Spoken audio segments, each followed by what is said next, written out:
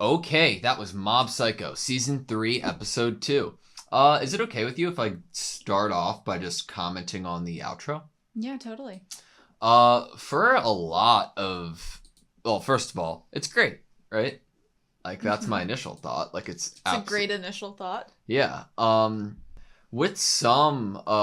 Yeah, okay, so, like, with some scenes in the outro, like, you asked if I thought it was finger. I don't think it is. I didn't mean like it was actually literally finger paint. I meant like the effect reminded me of finger paint.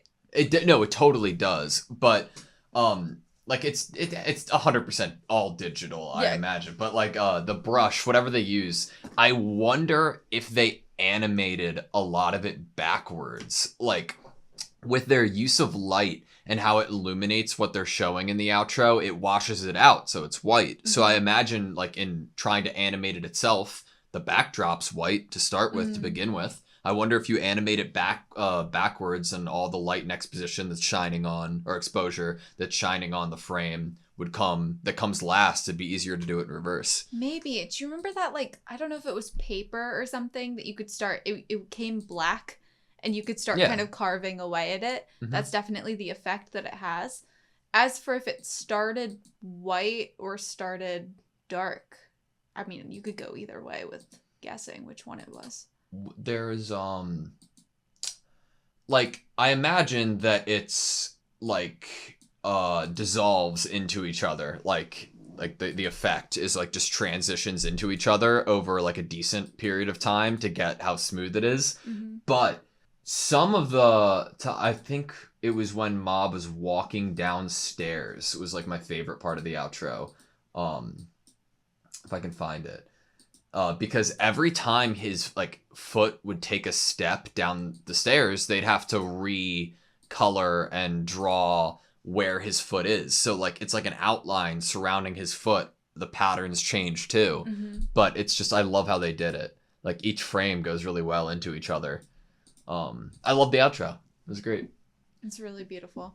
And, like, it's hard to achieve something where you can tell exactly what's happening, especially in a very loose and textured kind of drawing format. Yeah. In monochromatic.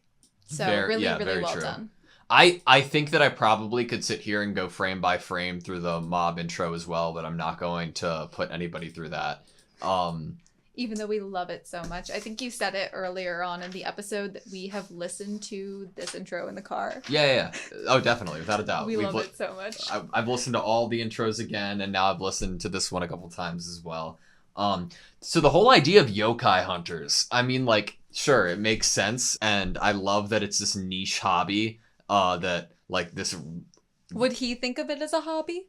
No, this is a career. Yeah. But his family is funding it. And they are supportive, and we love them for that. We love a supportive family. Dude, say what you will. It's very easy to be like, oh, Mob's the strongest. This guy sucks. To this guy, he's out there spending 3 days and nights fighting for his life, trying to save the world. And I respect that. I think he's a badass. I can totally respect it, too. Obviously, he's not very high up on the power scale, but he obviously is doing and trying... Like... You know, what if someone had gotten hurt? If he hadn't alerted Reagan to this yokai king? You know, even if, like, in a world without Mob, maybe even Saratozawa or something. Sarazawa? Why am I saying it wrong now? Sarazawa. Like, in a world without them, you know, that could have been a real threat. Yeah. I don't know if Salt would have done it. I don't know how much of it is in my head and isn't, because I had heard like one person tell me that this potentially is the last season of Mob Psycho, and I hope that is some cruel joke still. That being said, I do have like an inner feeling of like closure and things trying to find like a ending, and it's not a bad feeling in any regard. It feels like when I'm keeping pace with Mob this episode, and I'm just like seeing firsthand a reminder of how much he's grown, but also of where his thoughts lie and where his mind lies at the moment. It feels like it's the next logical step for him to distance himself from the world we know it as Mob Psycho 100. And I'm okay with that for his character. I think we're seeing that pattern with every character, though. I think every character is going through some period of time where I feel like the viewer can feel proud of the progress they're making and or where they are now in their mindset or in their life. Like Serizawa, perfect example. Yeah. Like he wants to go to night classes. He's fighting with business cards. That is like, so cool, dude. Reagan is being kind to the people that are close to him. He's being considerate of, oh, he's trying to better himself. I'm going to support him. Like they're all, and Ritsu's not trying to be, well, at the moment, trying to be stronger than Mob. He has a friend in show. Yeah. You know, everyone's kind of in a good place of like self-betterment and being supportive and nice to their friends and Minus loved Dimple ones. and maybe Teru, because Teru's a wild card. Teru was there, you I know, know. supporting Mob and Ritsu at the cultural festival with all the other psychic kids. Wait, was he? Yeah, they showed him at a table with all of the kids were shown in different shots. Like the twins were in this like planetarium room. They're all eating together at Tsubomi's classroom. I just didn't. His outfit wasn't as vibrant as it usually is. Yeah. But I'm sure that no tracksuit this time. In my head, I'm thinking Teru came to check out Tsubomi and see if Tsubomi is worth having Mob in their life, because Mob is a very awesome person, and in my head, Teru knows that and only wants the best for him. I could see Ritsu having accidentally dropped the Tsubomi bomb to Teru, and Teru was like, yeah, I'm gonna check this chick out, see if she's worth my bud. Does she deserve him? He's an amazing guy. No, but I do feel a sense of closing out. I don't know how many episodes are in the season. I don't know if this is the last one, but if it is, in saying that, I'm not trying to imply that I don't expect any action or what we know of Mob Psycho. This is the second episode of the season, and we're feeling this way, which is, I think, slightly unsettling. Well, I expect something to happen, of course, because it's Mob Psycho, but even if something happens, I'm still saying that this episode sets me in expectation of, in the next 12 episodes, I could see it, like, settling down. Mm-hmm. Like, it's like there are pieces that aren't settled, Dimple being the main one, and that's why it couldn't end right here. But I just feel like a bit of closure in a sense, a singular sense. Is Dimple meant to be the final kind of issue? Is it going to get to the point, oh, I hope not, where Mob would have to completely exorcise Dimple to the point of non-existence in order to rid the world of some disaster Dimple's causing? I mean, like, I don't know. We had a really good episode where everyone's making progress. Everyone's being, you know, true to themselves and good and healthy, and Dimple's not here. Yeah. And I'm like, is Dimple the last piece of the puzzle that was unsettled and unhappy with the situation he was in? Yeah. He's the only one that, like, isn't doing what he wanted to be doing and or isn't kind of doing his goals.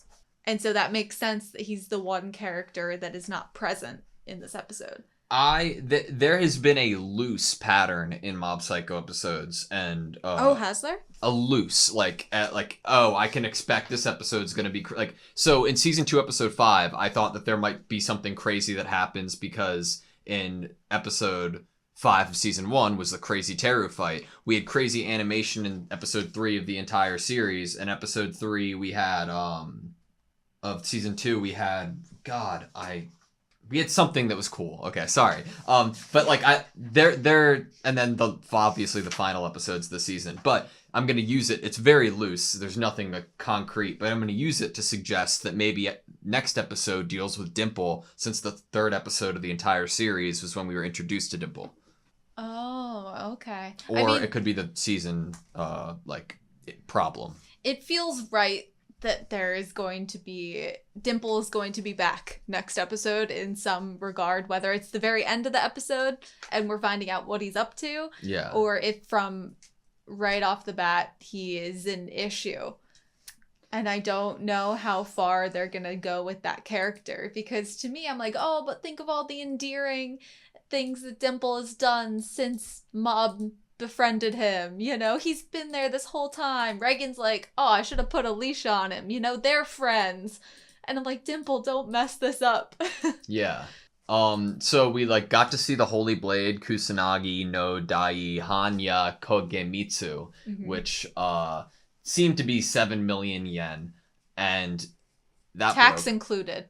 Yeah. I wonder how much Serizawa could have sold his intact umbrella for. You know? I mean, it's like a psychic object. Well, we weren't sure if it was imbued with psychic energy or if it was more just emotional attachment. I feel like maybe. That would have been funny, though, you know? Like, it's not is Sakurai the one with the guns and stuff? Yeah, and the sword. It would be funny, though. I know that he lost it, but if, like, at the end of the episode, Amakusa is like, I don't have a weapon anymore, and Serizawa's like, oh, here, I don't use this anymore, gives him an umbrella. Or just gives him a business card. Yeah, that's cool. Dude, Serizawa's business cards, like, at first I was like, oh, that's so cool. And then when he used it for, like, a shield, I was in love with it. It's so, like, adult. Yeah. Businessman. It's cool, though. It's his, like, new brand. It reminds me of Night Eye in a way. Yes, yes. So one of my things that I wanted to point out earlier in the episode, I pointed out, this could have been the other seasons and I just didn't really focus on it. A lot of the close to camera, easy for me to tell outlines were all in this dark green color. Mm-hmm. And then when Mob was drawing the, what do you call it? The Yokai King. Yeah, he used the same exact color of outline. Yeah, in his drawing. And I thought that was really cool. But he worked so hard. It might be something that's been consistent. Mm-hmm. It didn't but I think I might have noticed it more in some of the scenes in this episode than I may have prior. But I thought it was a cool touch. Mm-hmm. Oh. I always like when shows do a slightly different outline. Yeah. I've seen it before. I think I've seen like a blue outline before. I liked the little sequence we got of Amakusa singing, and like it was all like ink blots, like filling up Reagan was like, "You better just tell me," and Amakusa was like, "Well, if I'm just gonna tell you, then I'm gonna sing it." I really felt like we were knowing what was going on. We knew there wasn't going to be any crazy struggle or fight, and it was intentional about that because we were like Mob wasn't focused in the situation either. Like we're thinking about Mob. They weren't focused, they weren't nervous, and it was played up by the fact that Amakusa was so nervous. Yeah. That made me feel like, oh, this is just going to be like they're going to be done with it so easily. So, yeah, I'm a bit worried when it comes to Dimple and how that's going to go down, but I don't know. This episode is really nice and happy. Agreed. I would like to go to the cafe and have Ritsu wait on me. I don't know. He looked really angry. I mean, you could be like He's into that, but yeah. Sho was like... I just love that Sho's there. Sho was like, you look really good like that. I hope they're on a group chat. Oh, yeah, they definitely text, right? Like the psychic group chat, you know? Oh, would Sho be invited to that? Oh, yeah, of course. Oh. I wonder... Oh, my God. I love the characters in this world so much. Me too. Like, I imagine that... Like, we started out the series with Mob having, like, not any real friends. And now I can imagine Mob in, like, 6 different group chats, dependent on the group, you know? And they're all, like, hoping that he responds or comes out to hang out with them or something. And, like, I could see that being a dilemma for him in the future, where, like, all of those group chats make plans for the same night to do something, like karaoke, and they're all in different rooms. The karaoke and Mob is like, what do I do? I can't say no to any of them. Like, I'm just imagining, like a social media page for Mob, and, like he's interacting with all of his friends and everything like that. Everybody's commenting and liking each other's picture, and Mogami's sitting somewhere in some country, like, who follows Mob just to keep up with what he's doing in his life, and he's just like scrolling and he's not gonna like anything. I could like, I don't know. I love the characters so much in this world, dude. Me too. All right, you good? Yeah. Thank you guys so much for watching this video. Please like, comment, and subscribe, and we hope to see you next time.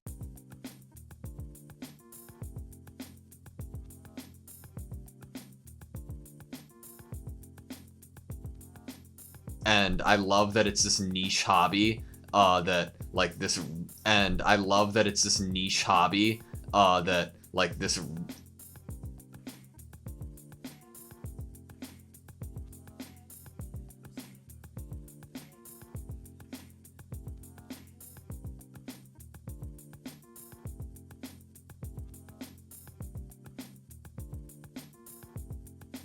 And I love that it's this niche hobby. And I love that it's this niche hobby